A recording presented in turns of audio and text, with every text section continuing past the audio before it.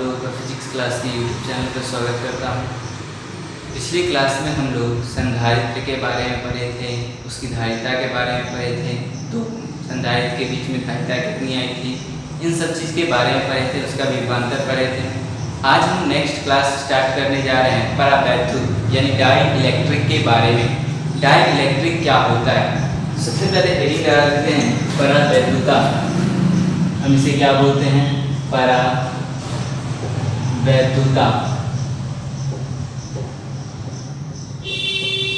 यानी die electric. Die electric पदार्थ किसे कहेंगे, वैसा पदार्थ जिसमें कि विद्युत का चालन क्या होगा, पहले से संभव होगा और अचालक पदार्थ कहलाता है। यानी कि परावैद्युता जो होता है वो कौन सा पदार्थ होता है, एक अचालक पदार्थ होता है। तो इसका डिफिनेशन क्या लिखेंगे, परावैद्युता, परावैद्युत लिखेंगे, परावैद्युत वे पदार्थ, परावैद्युत पदार्थ, परावैद्युत पदार्थ क्या है, एक अचालक पदार्थ। क्या होता है परावैद्युत पदार्थ, एक अचालक पदार्थ। तो लिखें परावैद्युत पदार्थ वे अचालक पदार्थ, परावैद्युत पदार्थ वे अचालक पदार्थ हैं, अचालक पदार्थ हैं जिनमें अब देखिए जिनमें क्या होगा, विद्युत प्रभाव यानी इलेक्ट्रिक इफेक्ट पहले से, जिनमें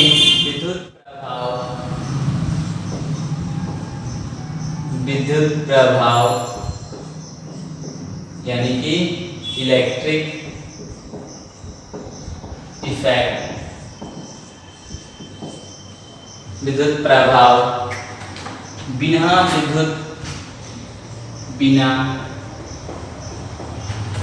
विद्युत चालन के, बिना विद्युत चालन के संचित होते हैं, संचित होते हैं। एग्जाम्पल क्या हो जाएगा, एग्जाम्पल में लिखेंगे लकड़ी, कांच, etc। यानी कि वे अचालक पदार्थ जिनमें विद्युत प्रभाव क्या होता है, बिना विद्युत चालन के पहले से संचित होता है, वही क्या कहलाता है, परावैद्युत पदार्थ कहलाता है। परावैद्युत पदार्थ जो होते हैं वे दो प्रकार के होते हैं। क्या होगा, परावैद्युत पदार्थ, परावैद्युता, परावैद्युता दो परावैद्युता के प्रकार,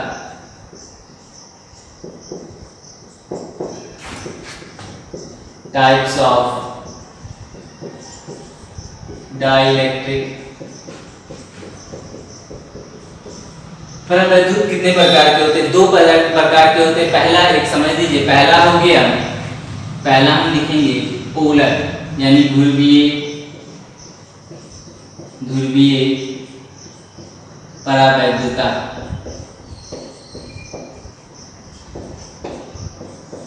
इंग्लिश में क्या बोलेंगे इसको, पोलर, पोलर डाइलेक्ट्रिक। और दूसरा क्या हो जाएगा, अध्रुवीय परावैद्युता,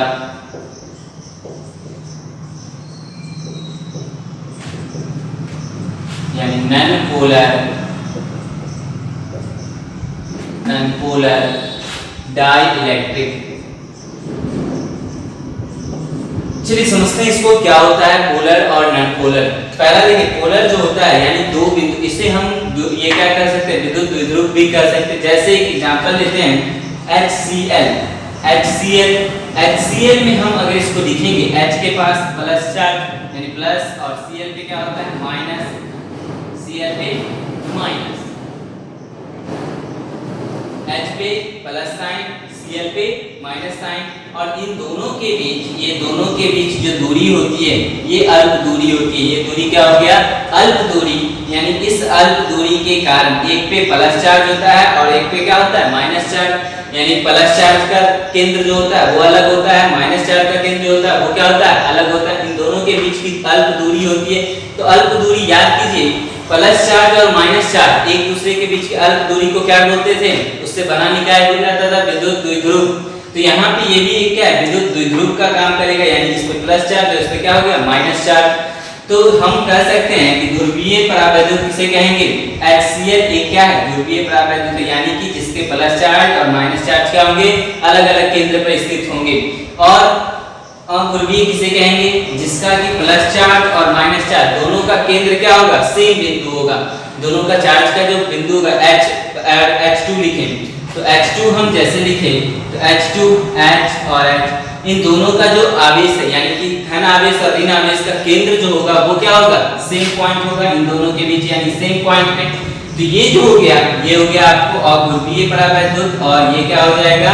ध्रुवीय परावैद्युत। ध्रुवीय परावैद्युत को हम क्या बोल सकते हैं? द्विध्रुव। क्या बोल सकते हैं उसको? द्विध्रुव भी कह सकते हैं। चलिए डेफिनेशन लिखते हैं इसका। इसका डेफिनेशन क्या हो जाएगा? अभी जस्ट आपको परावैद्युत पदार्थ में, ध्रुवीय परावैद्युत में क्या होगा? धन आवेश का केंद्र और ऋण आवेश का केंद्र दोनों अलग अलग होगा, और उन दोनों के बीच क्या होगी? अल्प दूरी होगी। अध्रुवीय परावैद्युत में क्या लिखेंगे? धन आवेश का केंद्र और ऋण आवेश का केंद्र दोनों का दोनों क्या होगा? सेम बिंदु पे होगा। तो वो क्या हो जाएगा? अध्रुवीय। तो चलिए लिख लेते हैं पहला ध्रुवीय परावैद्युत।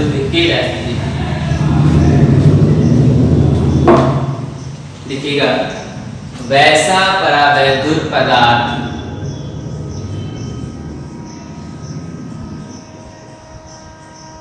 वैसा परावैद्युत पदार्थ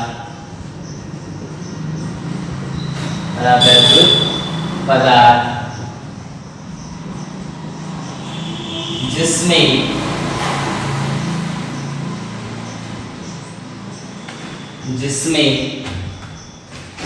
अणुओं के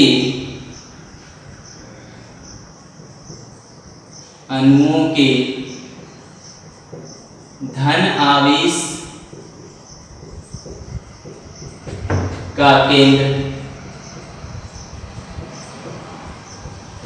तथा ऋण आवेश का केंद्र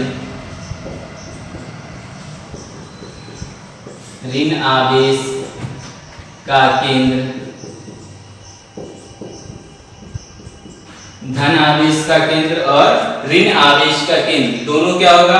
अल्प दूरी पर। धन आवेश का केंद्र तथा ऋण आवेश का केंद्र अल्प दूरी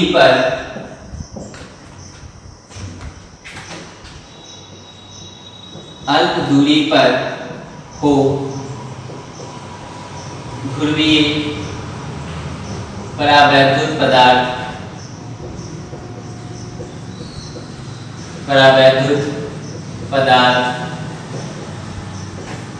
कहलाता है।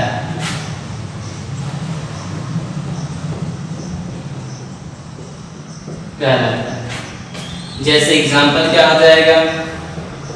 HCl H2O etc। ये हो गया किसका? ध्रुवीय परावैद्युत। अब दूसरा क्या लिखेंगे? अध्रुवीय परावैद्युत।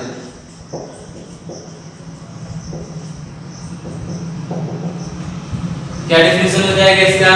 वैसा परावैद्युत पदार्थ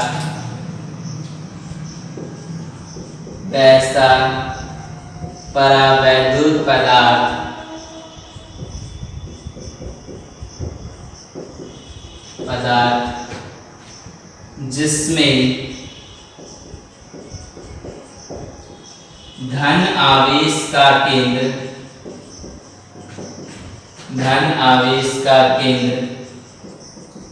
तथा ऋण आवेश का केंद्र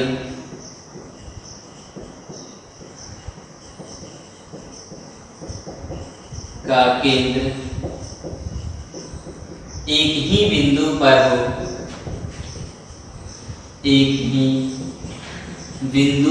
हो हो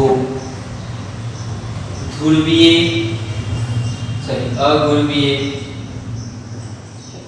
अध्रुवीय परावैद्युत कहलाता है। जैसे एग्जाम्पल में लिख लेंगे H2O2 etc। ये सब क्या हो जाएगा? परावैद्युत और ध्रुवीय परावैद्युत। चलिए नोट कर लीजिए।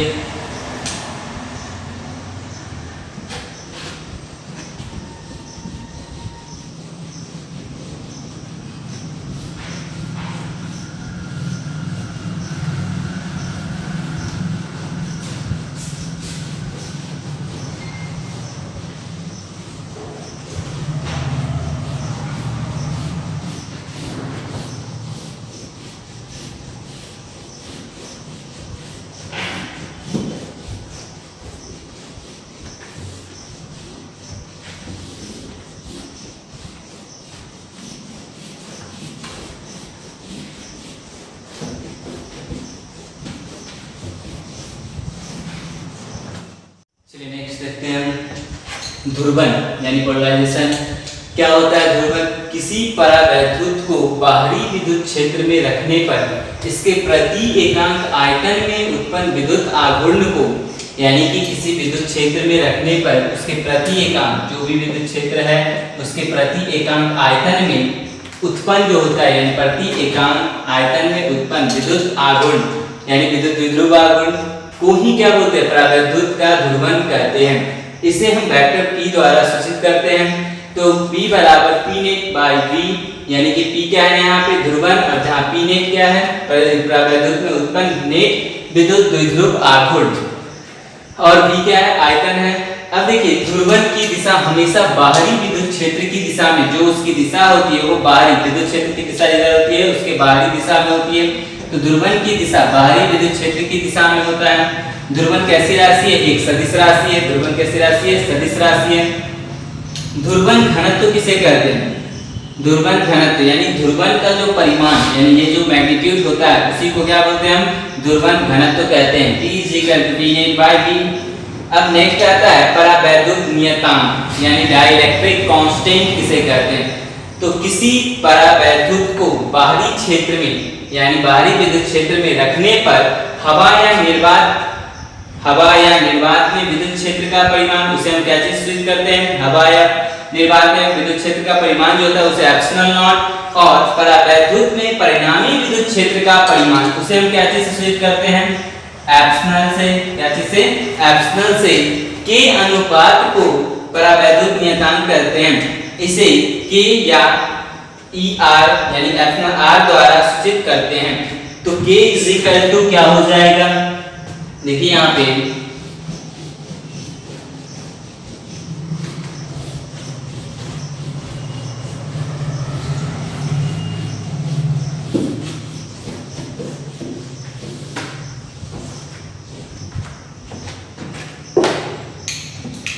क्या लिखेंगे हम? K यानी परावैद्युत नियतांक बराबर परावैद्युत नियतांक बराबर क्या हो जाएगा? तो देखिए यहाँ पे लिखे हैं हवा निर्वात में विद्युत क्षेत्र का परिमाण, तो लिख दीजिए हवा या निर्वात में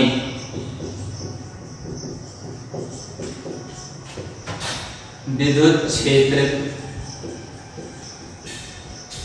का परिमाण बाय बच्चा में क्या हो जाएगा? बट्टा किसका? तो आप देखिए परिणामी विद्युत क्षेत्र का परिमाण, यानी क्या लिखेंगे? परावैद्युत में परिणामी विद्युत क्षेत्र का परिमाण।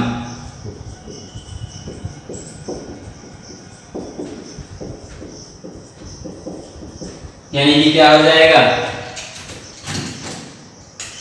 K = इसी को हम लिखेंगे K = epsilon not by epsilon, यही हो जाएगा इसका परावैद्युत नियतांक।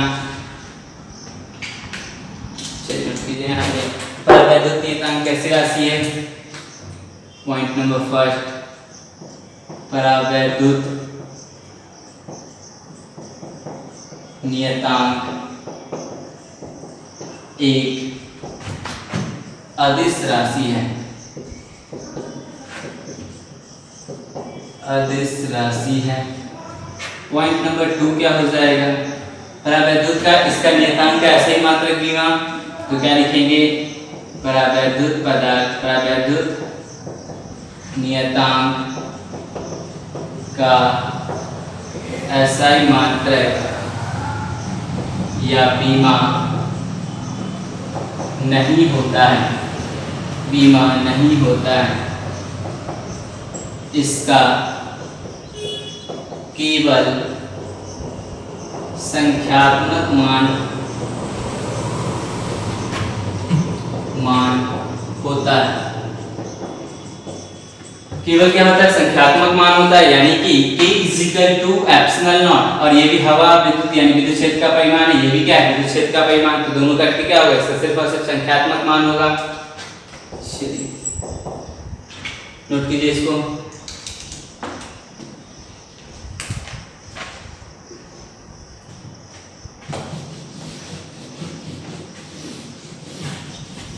नेक्स्ट पॉइंट देखेंगे, परावैद्युत नियतांक का मान, परावैद्युत नियतांक का मान हमेशा, परावैद्युत नियतांक का जो मान होता है हमेशा 1 या 1 से बड़ा होता है। परावैद्युत नियतांक का जो मान होता है हमेशा क्या होता है? 1 या 1 से बड़ा, यानी K इक्वल या बड़ा होगा किससे? 1 से। चलिए नोट कर लीजिए।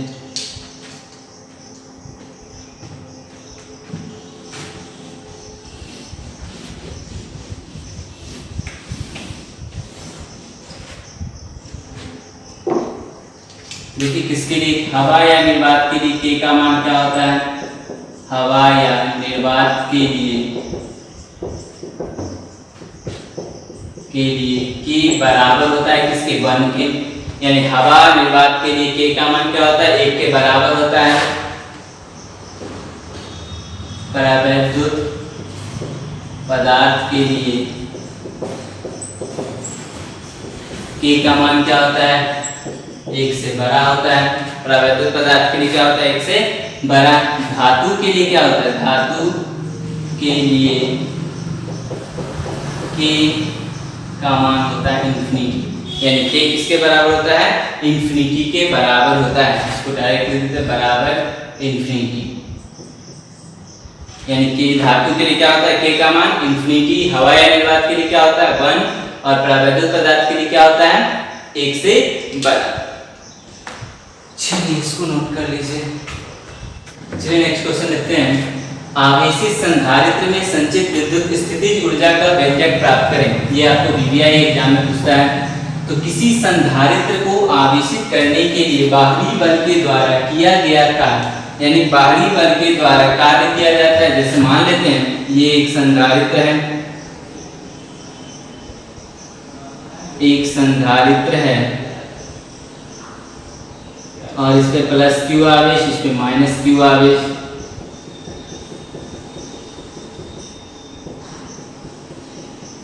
इस पट्टी से इस पट्टी तक लाने में किया गया कार्य होगा, ये बिंदु M, ये N।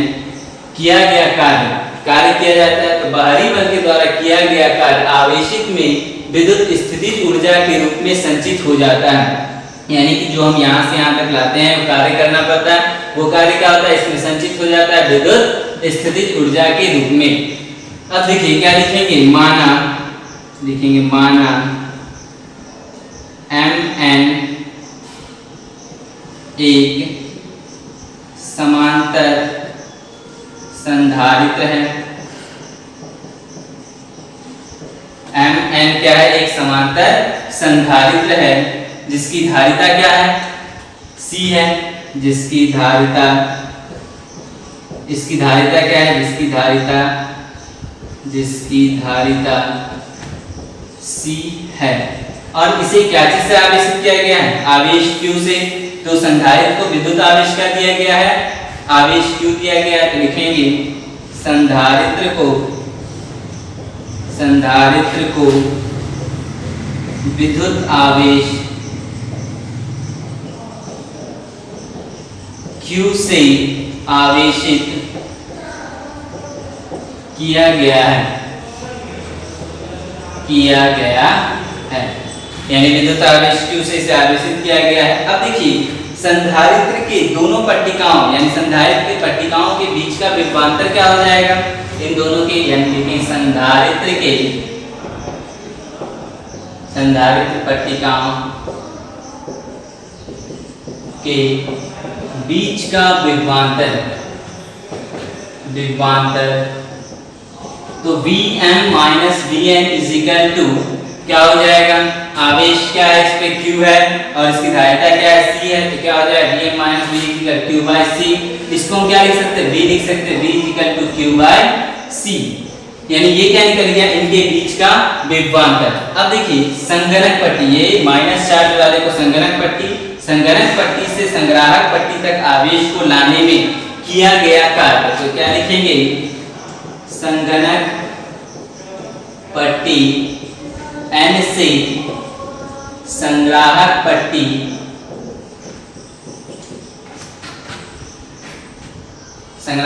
N से संग्राहक पट्टी M तक किसको? आवेश को, यानी आवेश को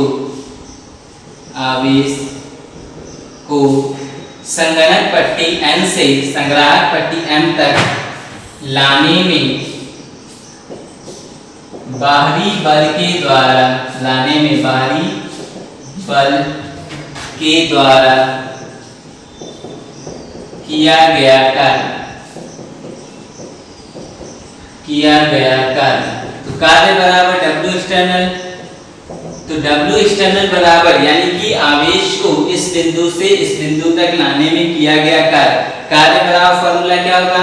आवेश छोटा सा लिए तो ये भी dQ into Vm minus Vn इस पॉइंट से इस पॉइंट तक लाने में। तो dW इज इक्वल टू क्या हो जाएगा? dQ इनटू इसके जगह पे क्या लिख सकते हैं? V। तो ये हो गया dQ into V। dW external is equal to dQ into V। अब देखिए ये छोटा सा चार्ज जब निकल जाएगा हम इसको क्या करते हैं? यहाँ पे इस तरह से लिख देंगे dW external is equal to, देखिए यहाँ पे V का फॉर्मूला क्या आता है? Q by C। तो dQ into Q by C लिख देंगे। तो dW external is equal to क्या हो जाएगा? 1 बाय C को बाहर कर दीजिए Q dQ। तो dW एक्सटर्नल बराबर फॉर्मूला क्या बन गया? Q into dQ। तो ये तो छोटा सा आवेश को इस बिंदु तक लाए थे। अब टोटल आवेश को इस बिंदु तक लाने में बाहरी बल के द्वारा किया गया कार्य क्या हो जाएगा? तो देखेंगे अब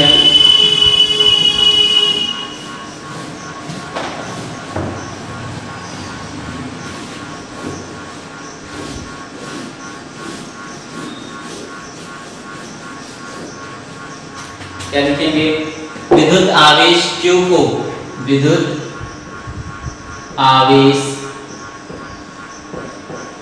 Q को संगणक पट्टी N से संग्राहक पट्टी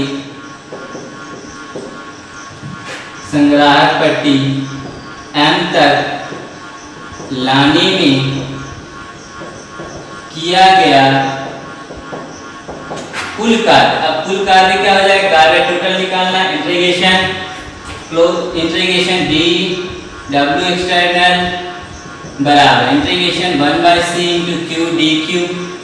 तो ये हो गया इंटीग्रेशन। अब जो कांस्टेंट टर्म है उसको हम क्या करेंगे? बाहर निकाल लेते हैं। तो ये इसका मान क्या हो गया? 1। तो क्या बचेगा? W external is equal to 1 by C को बाहर कर दीजिए इंटीग्रेशन Q dQ। कहां से कहां तक लिमिट जाएगा? यानी 0 आवेश से इसको टोटल आवेश कितना दी? Q। तो 0 से Q तक। तो W एक्सटर्नल बराबर क्या हो जाएगा? 1 बाय C। अब देखिए यहाँ पे क्यू डी क्यू आपको बताया था फॉर्मूला क्या होता है, इंटीग्रेशन x, तो h dx का तो x स्क्वायर बाय 2, तो इसी तरह इसका भी क्या हो जाएगा q स्क्वायर बाय 2 लिमिट 0 से q तक। w external is equal to क्या हो गया 1 बाय c, अपर लिमिट कितना है q स्क्वायर बाय 2 माइनस 0 का स्क्वायर बाय 2, तो w external is equal to 1 by c q square by 2, तो w external is equal to formula क्या बन जाएगा q लिखिएगा। अतः आवेशित संधारित्र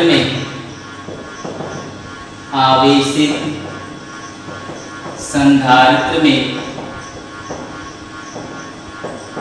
संचित स्थितिज ऊर्जा U बराबर फॉर्मूला क्या बताया था W external, U is equal to formula क्या होगा W एक्सटर्नल का मान q स्क्वायर बाय 2c हो गया। चलिए आज के लिए इतना ही ध्यान रखते हैं, यानी कि हमारा जो फॉर्मूला हो गया W external is equal to q square sorry U is equal to q square by 2c। q की जगह पे हम पुट कर सकते हैं, put q is equal to c into b, तो u is equal to formula c square v square by 2c, c से c cancel, तो u is equal to c v square by 2। Next क्या कर सकते हैं, put q is equal to c v, तो यहाँ पे देखिए u is equal to q square q into q लिख सकते हैं by 2c, u is equal to q into एक c के जगह पे c v by 2c, c से c cancel, u is equal to q v by 2, तो u is equal to formula बन गया आपको q स्क्वायर बाय 2c, और दूसरा क्या बन जाएगा c v स्क्वायर बाय 2, और तीसरा क्या बनेगा q v बाय 2। तो ये तीन फॉर्मूला आपको किसका बन गया u का। चलिए इसको नोट कर लीजिए, इतना को पढ़ लीजिएगा।